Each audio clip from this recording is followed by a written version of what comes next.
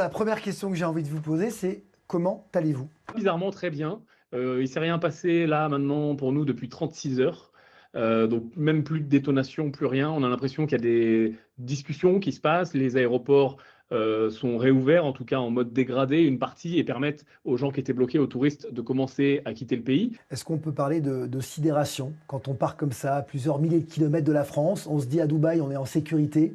On a en effet cet effet de sidération parce qu'on ne s'attend pas à être au milieu d'un conflit. Là, maintenant, on est plus sur une phase d'analyse où on commence à comprendre que bah, ce n'est pas les civils qui sont visés, c'est les infrastructures militaires, notamment américaines, et les intérêts américains, etc. On peut dire que vous vous sentez en sécurité aujourd'hui, 48 heures après les premiers missiles qui ont été lancés par l'Iran sur Dubaï. Je crois qu'on était à plus de 700 frappes, que ce soit missiles, drones, etc. Et pour l'avoir vu et vécu en direct, hein, j'ai vu des interceptions derrière moi, au-dessus de chez moi.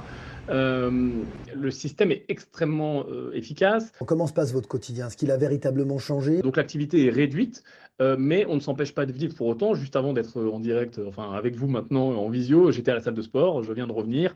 Après vous, je vais aller au bureau pour faire certaines tâches avec un de mes collaborateurs qui travaille très proche de moi. Donc tout le monde n'est pas là, mais on fait des choses. Est-ce que vous avez peur pour vos affaires et pour votre activité économique aujourd'hui? On est beaucoup plus prudent, on se pose des questions.